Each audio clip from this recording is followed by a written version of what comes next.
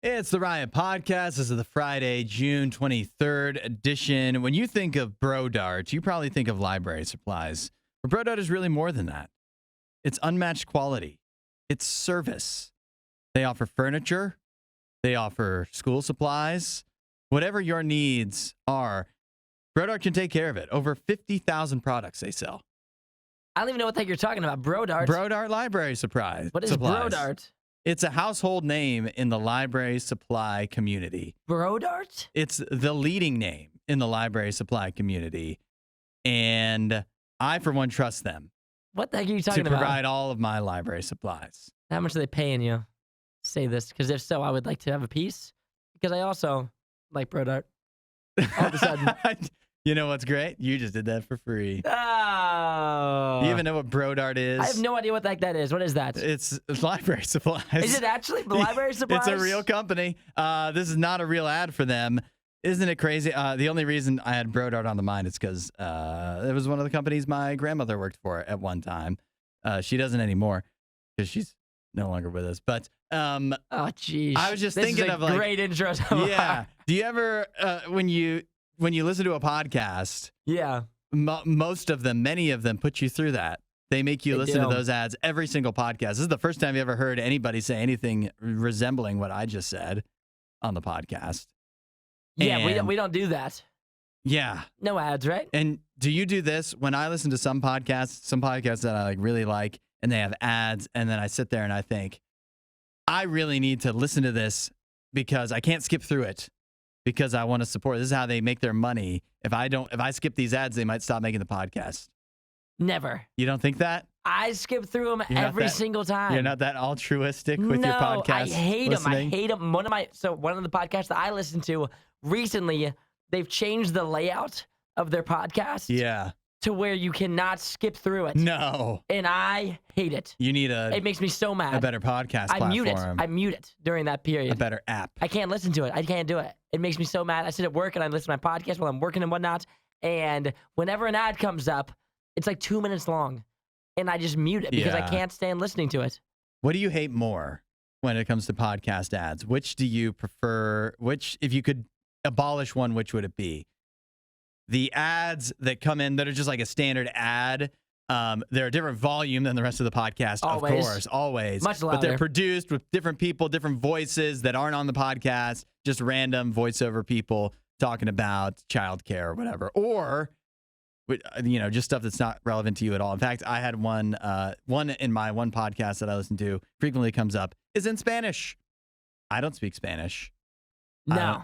So would you rather have that? Odd commercial. It's a Spanish ad I can tell it's for AutoZone, but why would they even pay for that? It makes no sense. I don't know why they put that on for me. Or would you rather have the dry read ads? We call it a dry read in the biz, where it's just the host reading the ad script and maybe pretending like they actually really believe what they're talking about, like I just did, even though I didn't have a script. That was just me and my love of Bro Dart off the cuff. I would rather the host read it. Yeah. I hate when they break in with the loud. It's so much louder. It sounds so much more normal when the person reads it. But think about this though. When it's just the host reading it, it's harder to know when to stop skipping.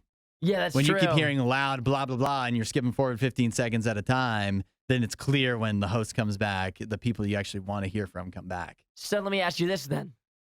If you were to have one brand sponsor you, what would your brand be? Knowing full well they never will. Yes, knowing full well. Because we're not really allowed to do that. Yeah, of course, yeah.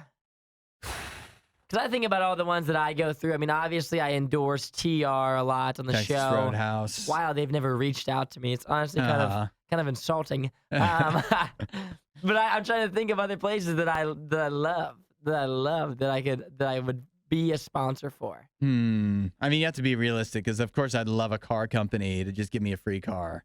Oh, yeah. To advertise. They don't even have to pay me. Just give me a car. And that would be I didn't think wonderful. about the perks. That's a good idea. Yeah. Perk-wise. TR doesn't have great perks. So which am I going to get, a free bloomin' onion? Yeah. What's a company? So you're asking what's a company I wouldn't have to compromise my interests, my actual anything, my principles, a company that I truly do believe in that I would advertise for. Or the best perk. The best perk. Yeah, you weren't even thinking of perks. I wasn't thinking of perks. I would rather do perks because the car one's so good. I know the answer to the first one, Popeyes. Popeyes. Yeah, I would have no bones about saying go to Popeyes. Their ghost pepper wings and chicken sandwich is fire. Yeah, Popeyes is good. I could advertise for them. See, for if me, I was allowed, and if they asked. If they asked me to do so. I think if I'm going perk-wise, I'm not picking TR. No, you could do better. I could do way better. Yet again, I'm not getting a free Bloomin' Onion. That's silly. Like the car one's StubHub or good. something. StubHub to be sick because now you get free tickets. Yep. Ah, man. Yeah, that'd be a good one. Thankfully, we don't put you guys through that. So. Yeah, no, this is, again, the only time that you'll ever hear anything resembling an ad in the Riot podcast. So you can thank us for that. And just one more reason why we are, some say, the best podcast in the entire world. Some. At least two. Uh-huh. At least two people. Multiple people have said it. Many. It's something they have said. Today in the show, if you're listening to the audio version of the podcast, talk to Mike Maines from Mike Maines and the Branches. And if you're watching the video version, you should go watch the Mike Maines and the Branches interview because that was great. We also talk about why your yard might be detrimental to your dating life. Love that. That's all you need to know. We'll see you guys soon. Have a good weekend. Enjoy your weekend. It's the Riot. You won't hear a show like this anywhere else. And that's probably for the best. The worst of the Riot. Radio U.